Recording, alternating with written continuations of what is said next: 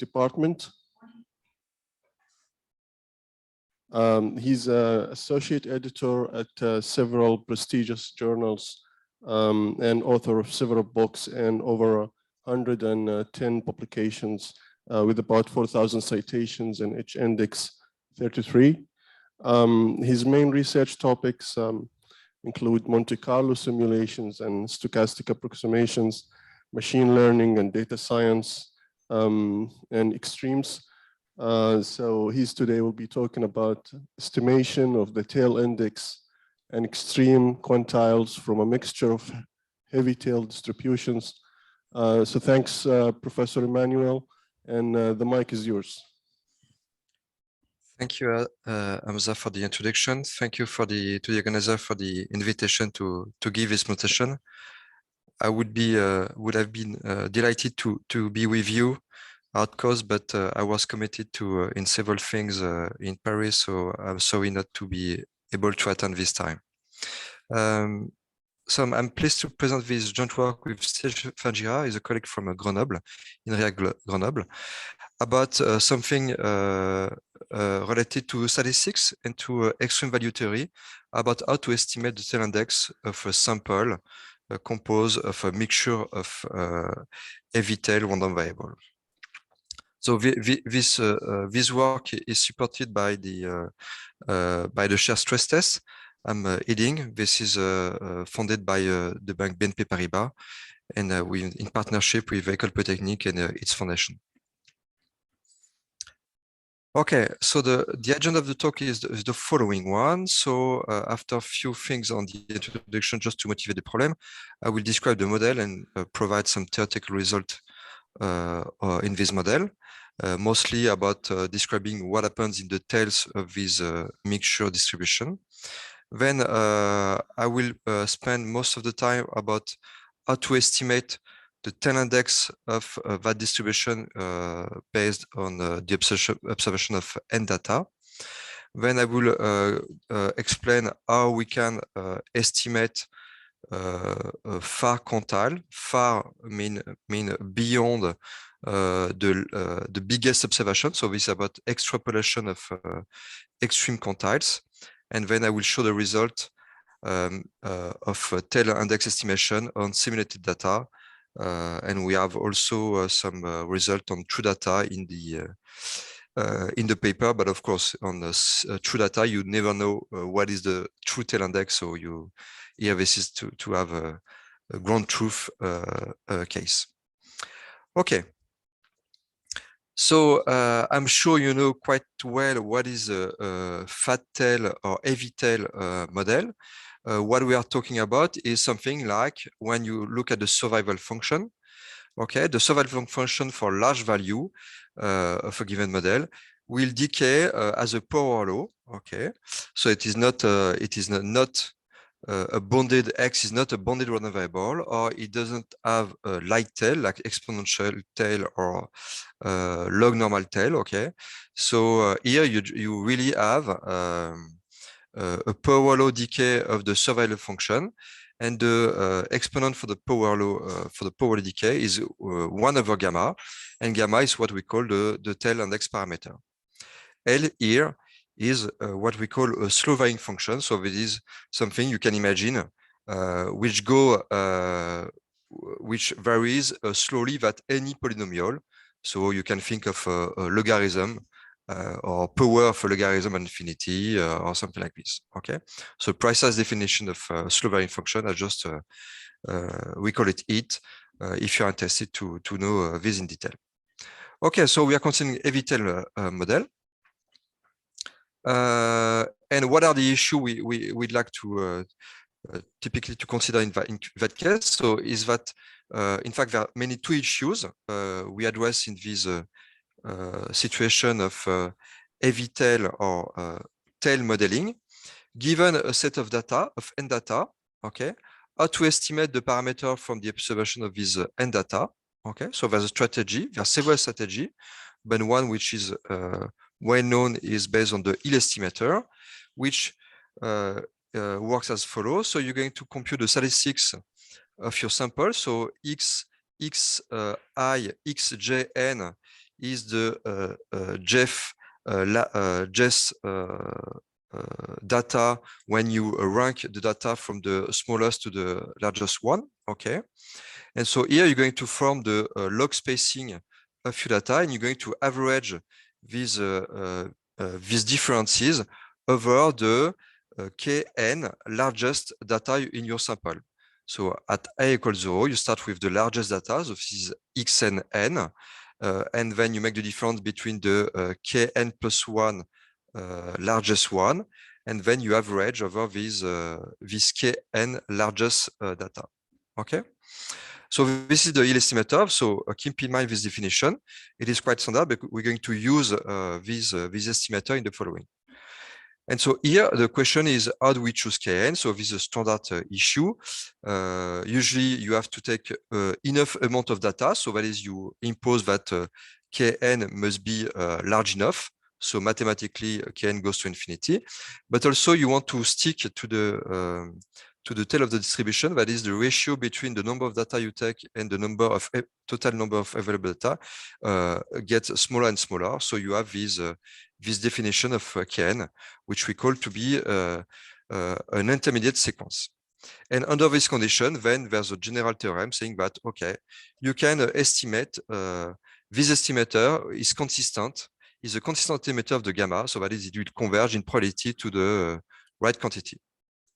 Okay, so this is one type of issue. Okay, but of course we'd like to go further. Typically, not only to have consistency, but also to look at in the detail about the bias and the fluctuation of this estimator, typically in a case I'm going to present later. And the second type of issue people are considering is extrapolation. So that is, my largest data is x and n. Okay, what can I say? Okay, so this is the quantile 1 over n, I would say, or 1 minus 1 over n. Okay, so what can I say about predicting a largest quantile, or highest quantile? So that is something which is beyond the largest observation. This is about extrapolation, not interpolation, but extrapolation. I want to go beyond the largest data I have. Okay, so we're going to, this is typical the issue people are considering in this kind of situation. And we're going to discuss this also these two issues in our model. So so if you're interested in this literature, there's an excellent book of Dejan Ferrara about extreme value theory, Leadbeater as well. There are papers on books on application to risk management. You see that this extreme value theory is really useful and quite used in financial management, risk management, because people try to quantify what is the probability of extreme events or rare events. So they have to estimate what happens in the tails. So all this technology is quite well known in banks, and I'm referring to the book of McNeil and Branch and so on. Okay, so just to illustrate the point I'm going to address in this presentation, let's have a look to the returns on the French index CAC 40 when I'm going to compute the yield estimators over different periods. So here this is 2001, 2004, 2005, 2008, etc., etc. Okay, and each color corresponds to a different period of 4 years. On the x-axis, this is the Kn parameter. So we know that if Kn is large enough, but not too big related to n, then I'm expecting to have a convergent estimator. So you see that typically I can take the red curve.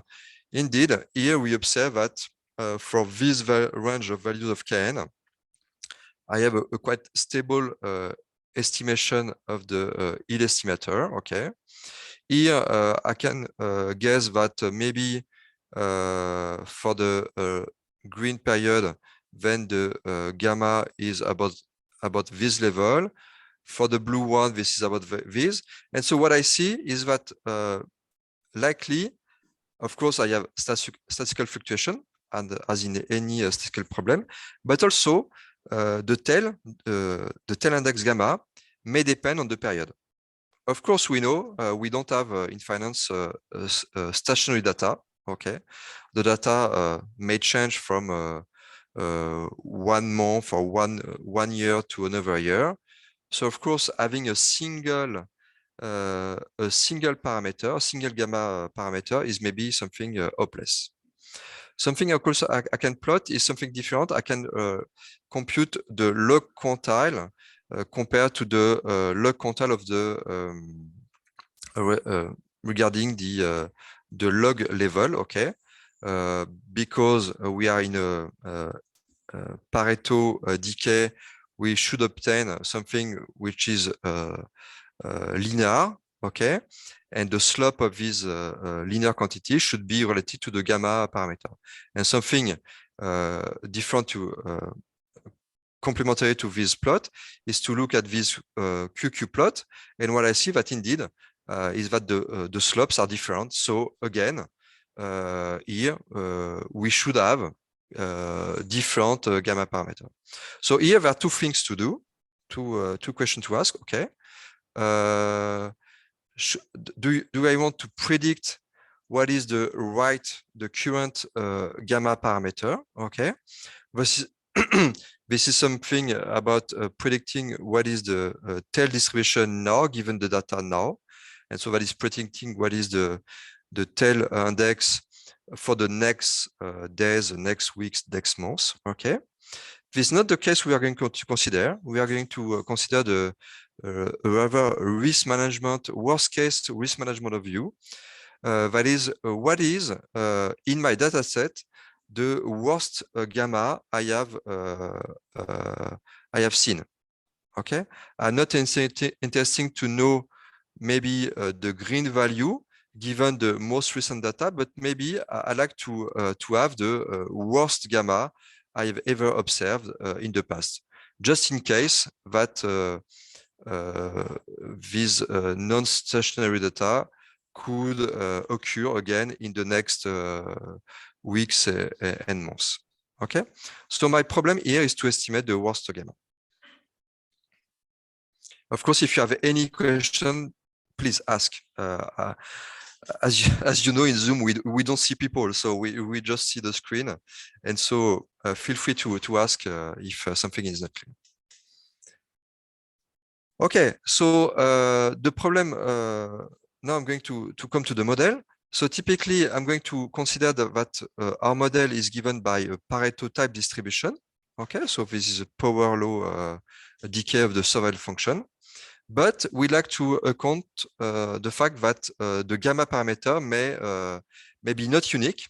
Okay, and in a way, we have a mixture of heavy tail model.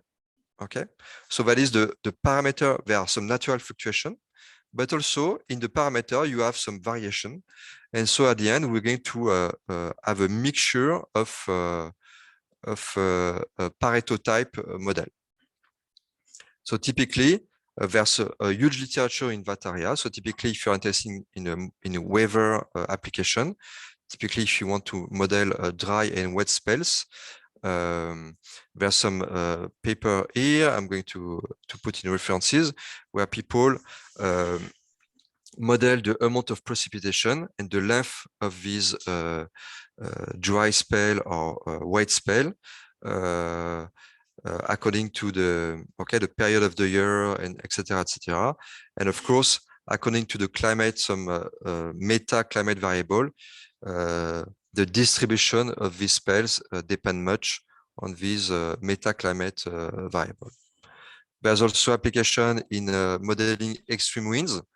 This is a reference, and also in finance, of course, heavy tails are everywhere.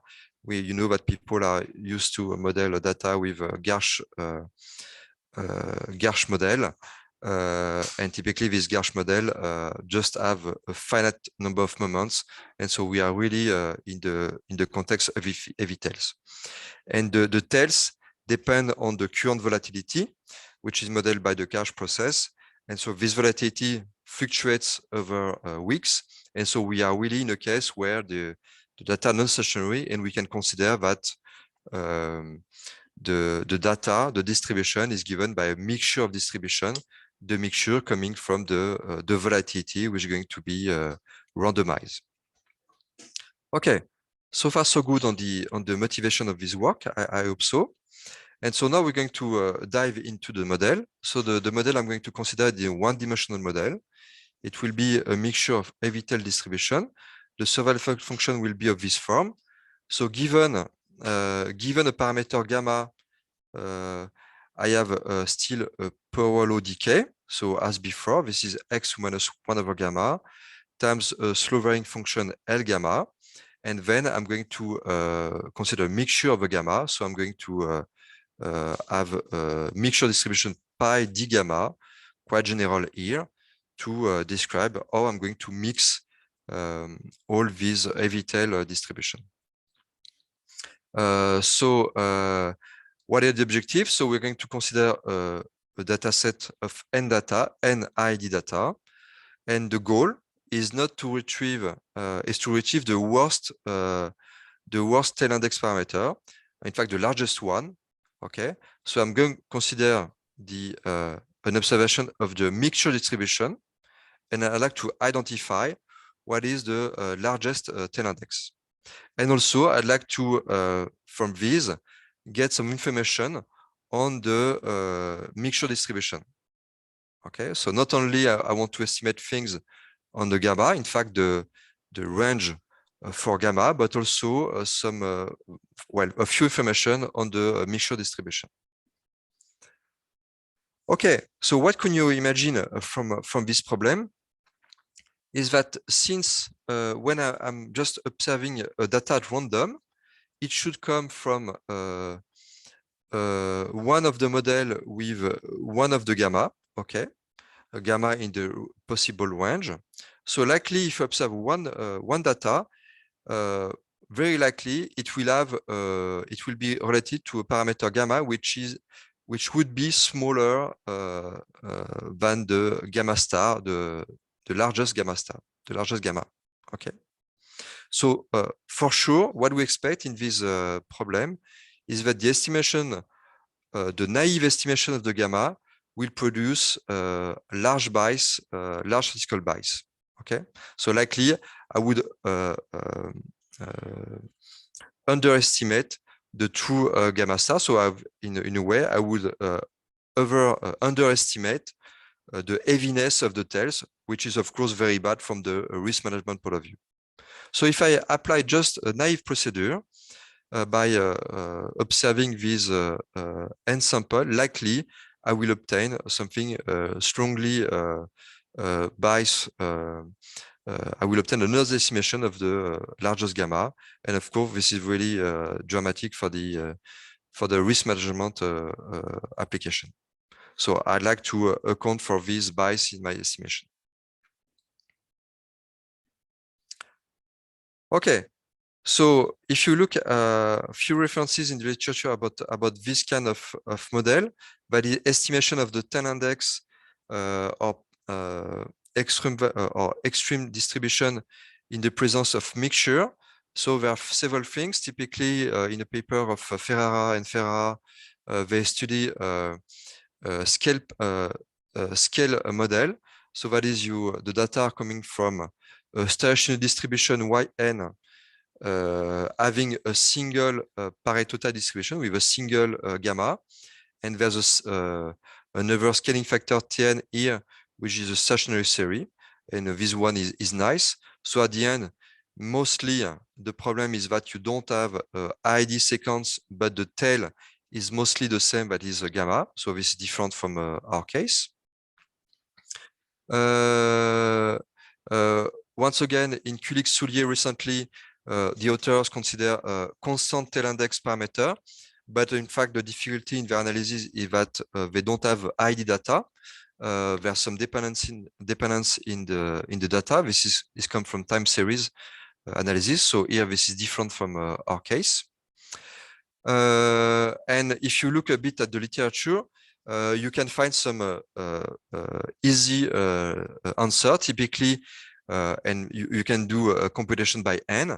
If your mixture distribution is made of a finite number of points, let's say 2 points or 3 points, gamma 1, gamma m, then it's quite easy to believe that when you're going to compute the survival function, then the heaviest tail behavior will come from the largest gamma.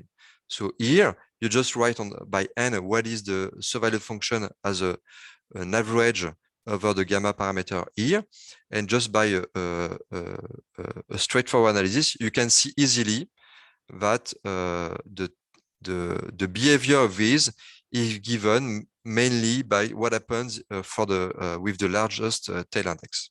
Okay, so this is something to have in mind. But of course, in our case, we like to allow quite general mixture distribution. Okay, not only 1 over m, like in this case, and of course, possibly infinite number of mixture component. Okay, and maybe if you're interested in this, so if there's a paper on mixture of Gumbel distribution, which is different type of what we consider, and also people also use a mixture of distribution of extreme distribution when they try to interpret correctly between the tail and the bulk of the distribution. They put a heavy tail distribution, Pareto type distribution in the tail, then something different in the bulk, and they try to mix the two, and they come up with a mixture distribution. But this is of course different from what we are doing. Okay, so what is the contribution of the paper in one slide? So with this LaTeX animation. Okay, so to go fast, what we like to do is to try to provide in this mixture model a precise asymptotic behavior of the survival function, which is quite easy, I think, in the case of finite number of mixture component, okay, which is less trivial in the case of continuous or infinite number of mixture component, okay. Then we like to provide some estimation of the tail index. So I will discuss the L estimator, but quite quickly you will see that this estimator will provide strong bias, and you have to overcome this by introducing new estimator. So I will provide a W estimator and Jack-Naff estimator that are new in that context. I will derive some convergence result to describe their asymptotic error fluctuations. And of course, in all these analyses, I will insist on how to reduce the bias in this estimator. Okay. And at the end, I will finish with what we call the Weissman type estimator. That is something which which allows us to extrapolate the tail distribution given the data we have. Okay, so what is our model? So just for by normalization, we consider that all the data are larger than 1, because we are going to consider a logarithmic quantity. So having something data that are larger than 1, then it simplifies a bit the notation, because you deal with a log of something larger than 1. So this is positive, but of course, by no means this is a restriction in practice. You can just normalize or shift your data. We consider that given the data, given the gamma parameter, we have that survival function, okay, with where the gamma parameter lies in an interval gamma 1, gamma 2, okay. And as a first set of assumption, we consider that the slowing function here, L gamma, is sandwiched between is sandwiched uniformly in two slow varying function here.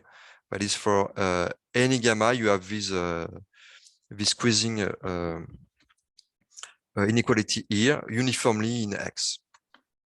Okay, and as a notation, we're going to reparameterize the gamma as follow. So in fact, we're going to denote gamma theta, the interpolation between gamma 1 and gamma 2. And in fact, the mixture distribution will be put on theta not directly on gamma. So of course, this is just a change of variable. Instead of putting a distribution, a mixture distribution on gamma, we put a mixture distribution on theta, the parameter interpolation between the smallest and largest gamma. Okay, so we consider quite general mixture distribution. And one thing we assume is that there's a positive probability to pick one gamma in close to the largest gamma 2. So our problem is to estimate the largest gamma, largest available gamma, so that is gamma 2, and we assume that the mixture distribution will weight a bit the neighborhood of gamma 2 by assuming this condition. Okay, so it could be, of course, you could have a strictly positive density around gamma 2, but also you could have a vanishing density around gamma 2. So here this is quite general. So under these two assumptions, the first result you can prove quite easily is that the survival function will decay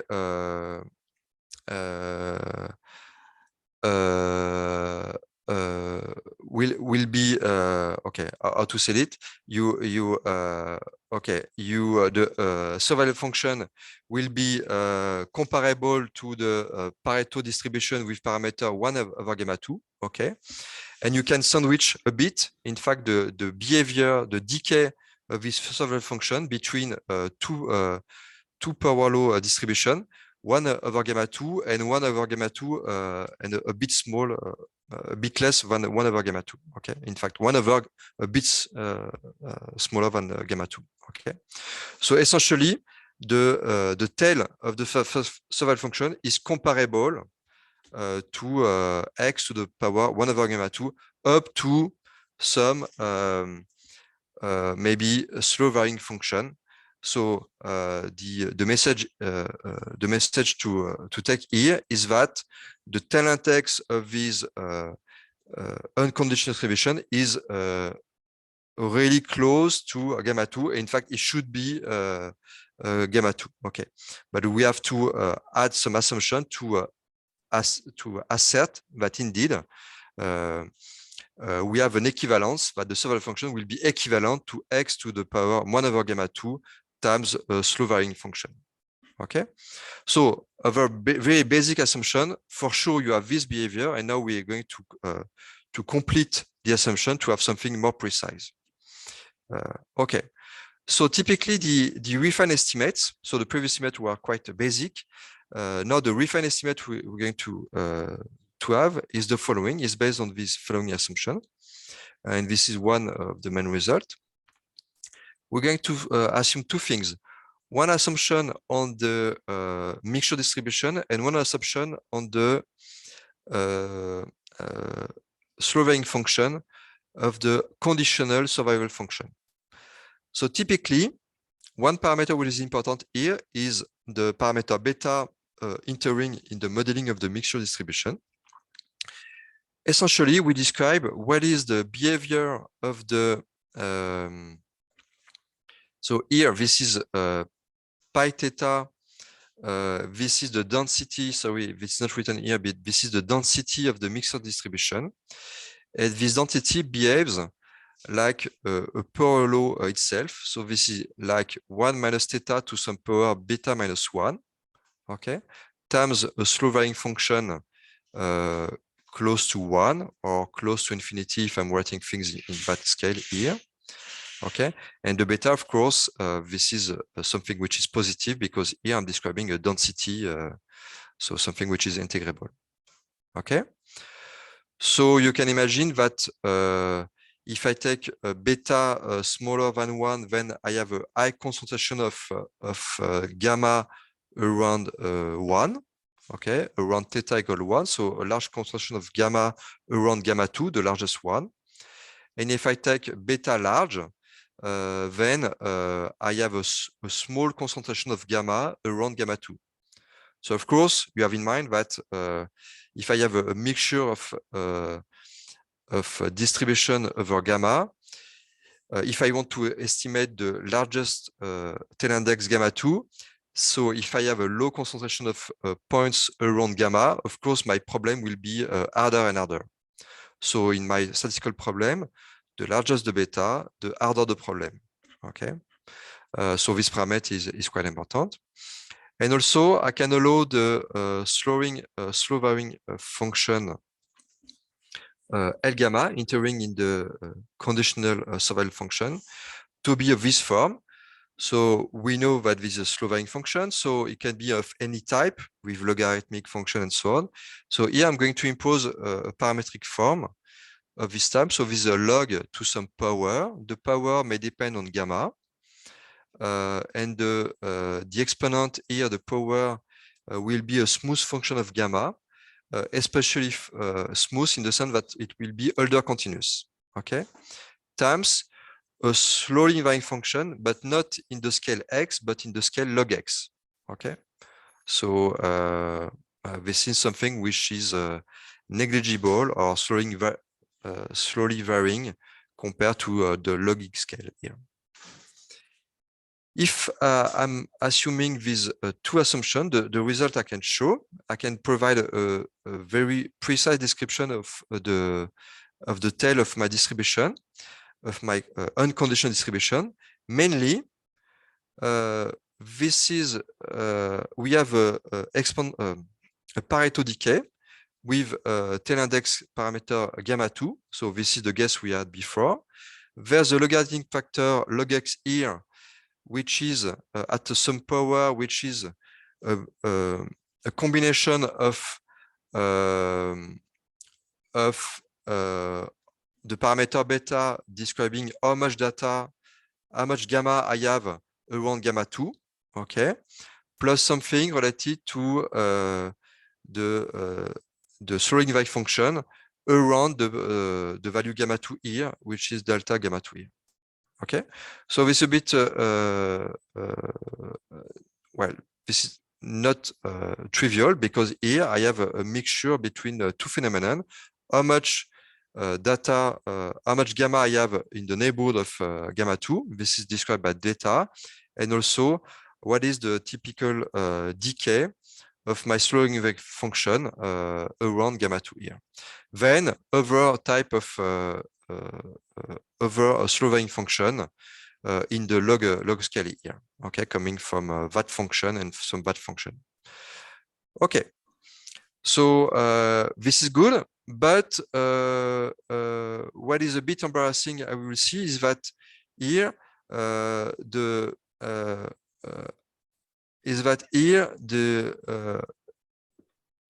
what I like is to have something which is usually negligible. This term does not appear, because then maybe there's some there's a clear separation in the different scale here.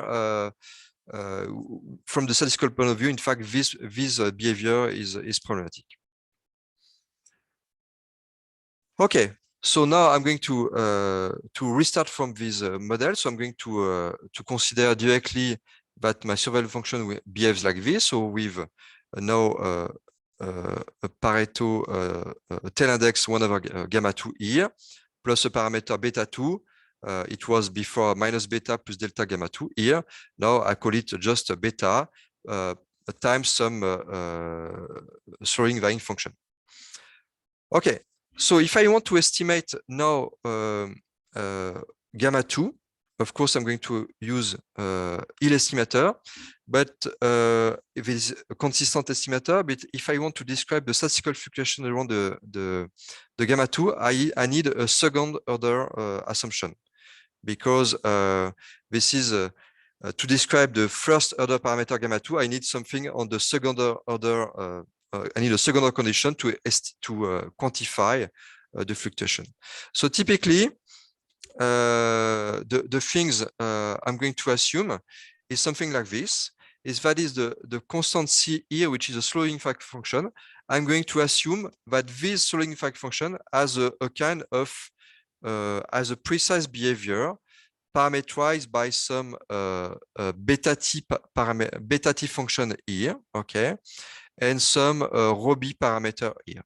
So in fact, if you are familiar with this literature, in fact, in all literature related to this extreme value theory, people are assuming this kind of assumption, which is parameterized by the parameter, the quantity beta and Roby here, just to ensure that they can provide some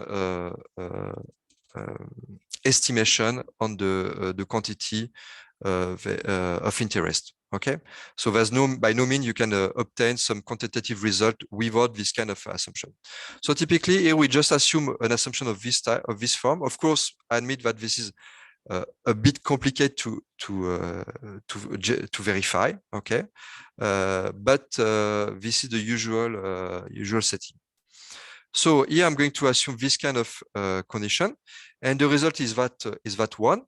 Under this condition, describing in a way that the C parameter, the slow varying function, has some generic behavior, then I can verify that the survival function will satisfy the traditional second order condition from extreme value theory.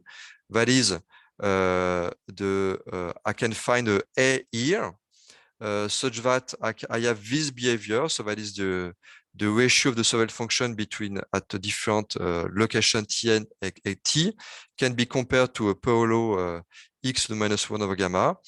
And when I'm going to renormalize, I have this kind of behavior with the parameter rho here coming from occurring in this function here. So when rho is equal to 0 here, I just have a logarithmic, a log x here. Okay. So from the previous assumption, what I can verify is that my model, my mixture distribution, will satisfy this traditional second order condition with this function at, okay, and with the parameter rho equal to 0. And so as such, of course, for any intermediate sequence I'm going to use in the Hill estimator, I can show a central limit theorem on my Hill estimator. That is, it will converge to gamma 2. And when I'm going to renormalize by square root gamma n, it will converge to a Gaussian distribution. What is important to observe is that this Gaussian distribution is not center. There's a bias lambda, which comes from the limit of the square root of the intermediate sequence times the A function evaluated at n over kn. This is the form of the theorem.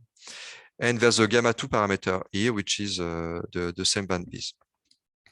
Okay, so if you are familiar with this connatural, but otherwise, we assume a second order condition, which leads to that quantity, and over that traditional second order condition, then we have this central limit theorem. Okay, if you look in detail of this, you see that in fact the bias of your estimator will be like lambda divided by square root kappa n, but lambda, this is typically square root kappa n divided times a n kappa n. So when you divide lambda by square root kappa n, you obtain just a n kappa n. So in fact, the bias in my estimation will be a n kappa n here. And so because of this, I see that I will have a bias which go very slowly to 0 as a logarithm.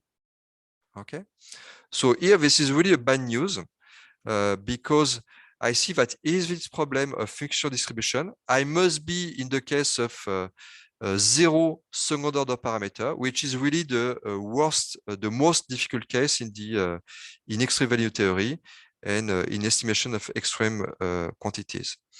In that case, the bias will go very slowly in a logarithmic scale to 0. And so, of course, when I'm going to do the estimation, I will see very strongly this bias. And so this is a big issue. So typically, if you, just to have some numbers, if I have beta2 equal 1 here, if I take just 10% of the data just to estimate my Hill estimator, which is reasonable, what what I will have is something, a relative error of 43% on my tail index. So of course, this is huge. This is huge. And if you have some risk management concern, of course, it is too much. So we have to overcome this problem by providing other estimator with smallest bias. So what is the okay? So what is the strategy to do this? One strategy, okay, I'm going to explain with words, and then I will see, is that you see that in this analysis, since you know the asymptotic behavior of the yield estimator, you know what is the bias here. Okay, this is lambda. At least you know the parametric form. What you could do is try to consider different yield estimator with different kappa n here, and just by combination, linear combination, or things, or convex combination, or a ratio of this quantity, at the end, you could get rid of this bias. So this is the strategy we're going to explain, is that by a linear combination of different yield estimator, then I can get rid of the bias here. Okay, so let's try this. So this is the strategy with the double yield estimator. I'm going to consider a kappa n here. So I'm going to consider the kn largest data. I'm going to consider now the k prime n largest data. And then when I look at the bias when I look at the asymptotic behavior of my yield estimator, I will have something of this form. So from this, I can extract what is beta 2 here. And when I have this beta 2, of course, I can estimate this beta 2, and I can correct my one of the yield estimator, so typically the one with a kappa n, so that I'm going to remove, to debias my estimator by divided by 1 over 1 minus beta 2 times divided by log n over kappa n. So this is typically here the bias I have. And so doing so, I expect to have 0 bias. So when I'm doing this, indeed, I'm able to prove a theorem, which is the following.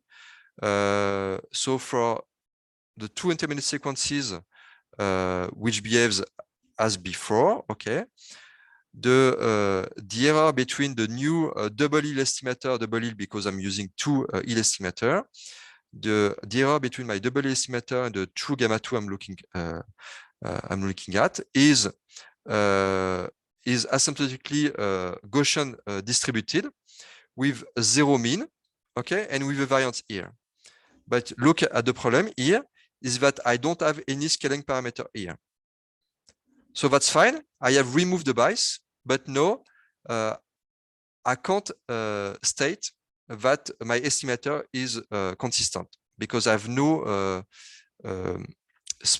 convergence rate between gamma 2 tilde and gamma 2 here. By doing this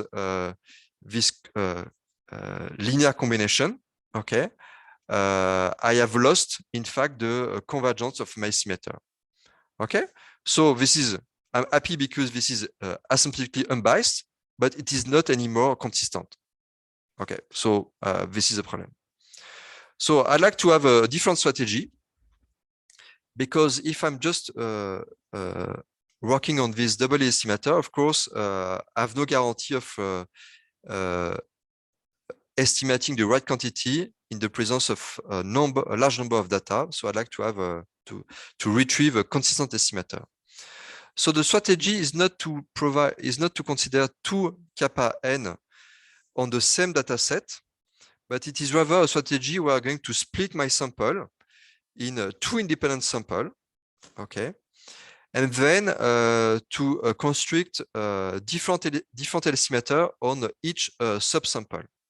Here, this corresponds to estimator on the same sample with different number of largest data, okay? But of course, these two estimators are strongly dependent. And so because they are strongly dependent, at the end, I have it helps me to derive 0 bias, but I'm losing the convergence. So the strategy is to construct 2 Hill estimators, but on different data sets, so that I can maintain the independence between the 2 estimators. So this is what we call the jackknife estimator. I'm going to split my sample in two subsamples. So I'm going to consider a fraction of the initial data set. So here, this is important to remember what is tau here. So I have n data. I'm going to consider n to the tau data in my first sample. So the parameter here, the fraction will be described by the tau here. Keep in mind this because when I will show you results, numerical result, I will take different assumptions on tau. So typically 0.1, 0.2, 0.5. So I take a fraction of my data set, n to the tau, and then I put all the other samples in the second subsample. So the number, of course, is n minus n to the tau. I'm going to consider 2 Hill estimators on each subsample, just to make it clear. The Y data correspond to the first subsample, the Z correspond to the second subsample. Doing so, I have 2 independent Hill estimators, so which is nice. And now I'm going to compute the jackknife estimator, which is a linear combination between the 2 estimators, where the linear combination is made so that I'm going to remove the bias, in fact. Okay, so the result is the following. This jackknife estimator now will be for 2 intermediate sequences, will be a consistent estimator of gamma 2. It will converge at the rate log n. Okay, so this is the things we have with the Hill estimator. But now the asymptotic distribution is still Gaussian, but with 0 mean and with a variance which is here. Okay, so the take-home message here is that now I have retrieved a consistent estimator with 0 bias and with Gaussian fluctuation at the same speed than the Hill estimator. So of course I'm happy with this. Emmanuel, Hamza, yes, Hamza, tell me how much time I have. Yes. You have about 5 minutes. Okay, thank you for this. Yeah. Then maybe I'm going to go directly to the part on the numerical experiment. I'm going to jump the part on the Weissman estimator. Weissman estimator. I just can show the result. Okay, I'm just going to show the result on Weissman estimator, and I will jump to the numerical result. So what is a Weissman estimator? Weissman time estimator, the strategy, the spirit of this is to say the following one.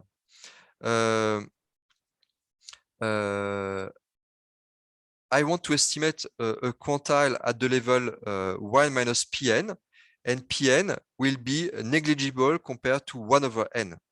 Okay, so I want to estimate something which is far beyond the largest data I have. Okay, this is an extrapolation point of view. Okay, so I want to estimate my quantile very far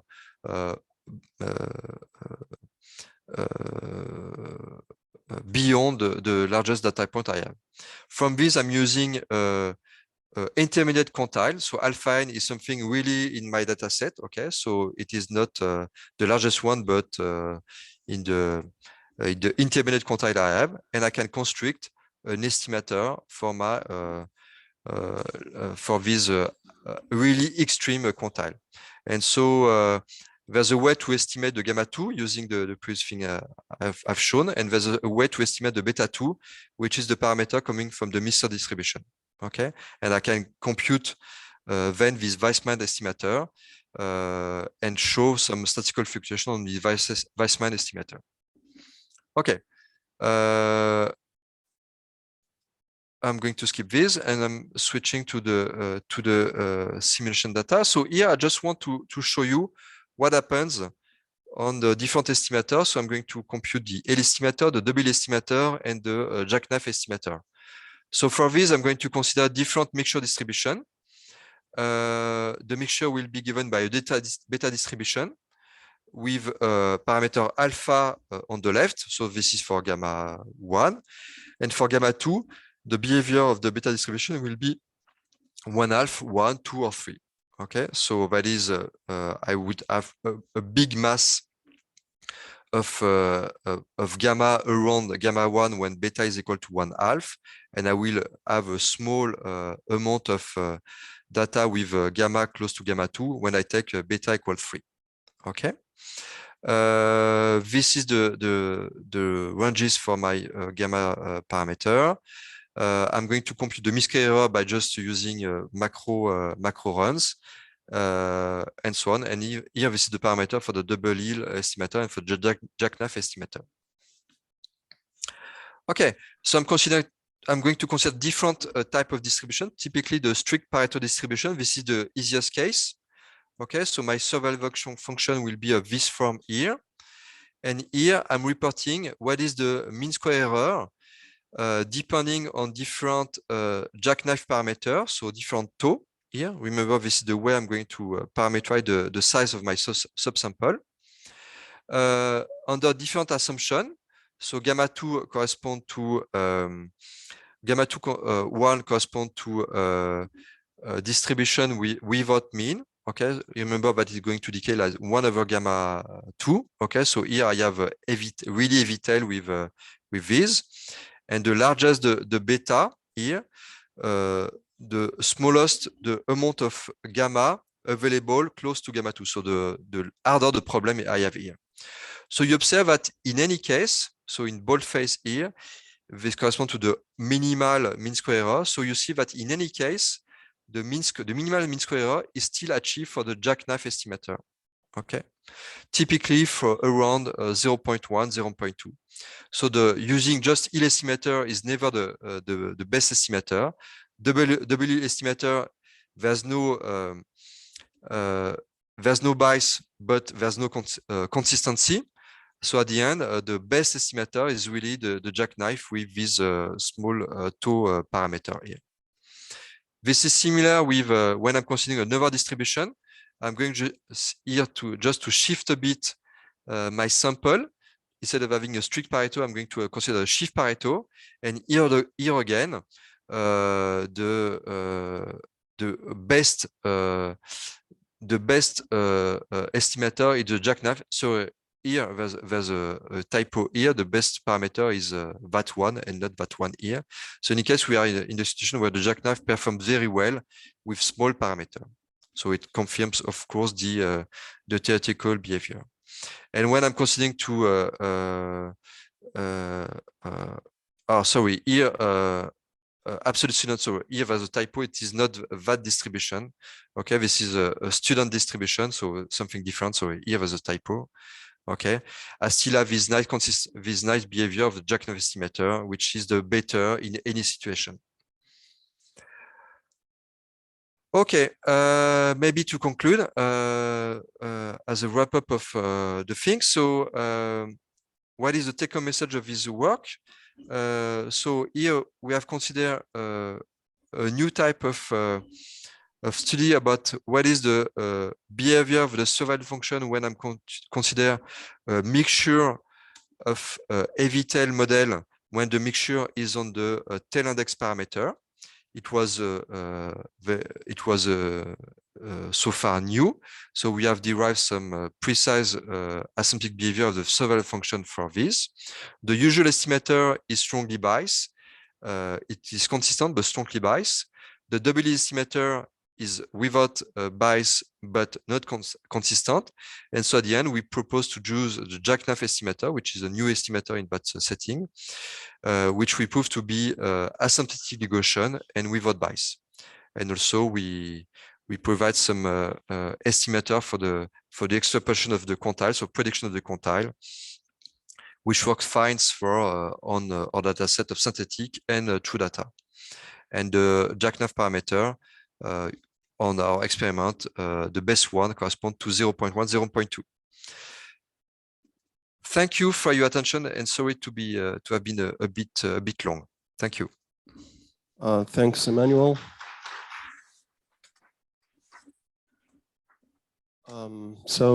Let's see if anybody from the people on Zoom has any question. You can click on raise hand if you have any question. Okay, any question here, the audience? Yes, Nader.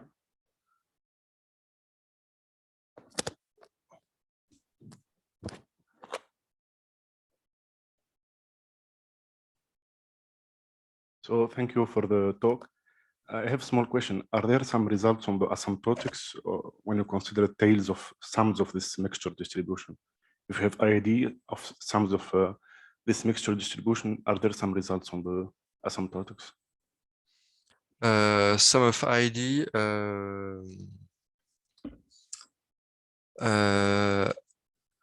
In the case, I think there's a literature on in rare event about estimating. It is not related to mixture distribution. I think there's some estimate on the tail distribution in the context of rare event simulation, when the quantity of interest is indeed the sum of heavy tail distribution. Yes. I don't have all the references in mind now, but just send me an email. I will provide you the references. But indeed, this is quite well described. The asymptotic are well described. Okay, thank you.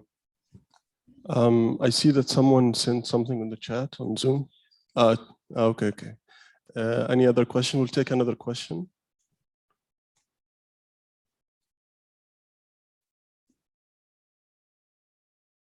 Okay, Jan. Yes, the models have pure asymptotic dependence.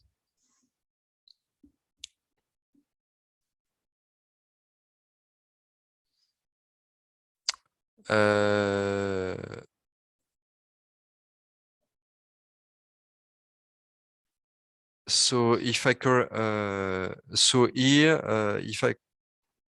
so in fact in the model there are two there's the tail and the gamma parameter. So we are really in the Bayesian point of view.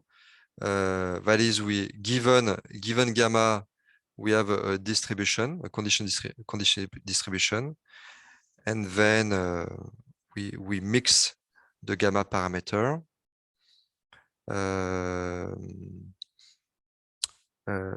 So what we assume here, if I understand correctly your question, is that one data given its gamma parameter, the data given their parameter are independent.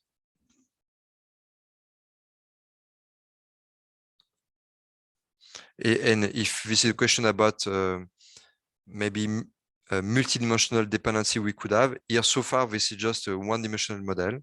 Okay, so we just have a scalar x. So I think there will be it will be interesting to consider also multivariate quantities, of course, when you want to estimate multivariate tails. Of course, it will be important to have a dependent structure in the tails, and so far we don't know how to do this. Okay, we have one last question. Nader, can you please give him the mic? Thank you. Does it work? Yeah. Thank you for your nice talk. Just curious, can we decompose random variable in polynomial Gauss expansion, generalized polynomial Gauss expansion? So practically, to approximate this random variable with many Gaussian variables, discretize them, and then sample with some discrete methods and numerically estimate these tails. Will it work, or what is wrong with this strategy? So I think I don't know if describing heavy tail distribution using polynomial expansion works well. I would say that the convergence would be very slow because if you truncate your polynomial expansion, I'm just thinking online. If you truncate, then the truncation is a polynomial of Gaussian distribution. So this is a light tail distribution. So a fixed truncation, this is a light tail distribution. And so it must converge very slowly if you want to approximate a heavy tail distribution. So I won't say that this is a good strategy to do this. Or at least, or if you consider polynomial expansion based on Gaussian distribution. Now, if you could take polynomial Chaos expansion based on, I don't know, student distribution or any other distribution with heavy tail, or maybe it makes sense, but any case, if you take polynomial of things with heavy tail, at some point there's no, the quantities won't have any moments, any finite expectation. So no, I would say that you will need to consider other type of expansion if you want to apply a polynomial expansion on the on a heavy tail model. Thank you very much. Yes, I see. Okay, I think we need to end here because we are over time. So thanks again, Emmanuel, for the nice talk. And if anybody has any question, of course, I think they can contact you through email, right? So let's thank again our speaker. Thank you for your question nice and your assistance. Thank you. So thanks, Emmanuel, and hopefully we'll see you in another workshop or conference. Yes, I hope so. Sorry for this time, but it was possible for me. But I hope so. Yes, you're welcome. It's good that we were able to see you on Zoom at least. So Pierre,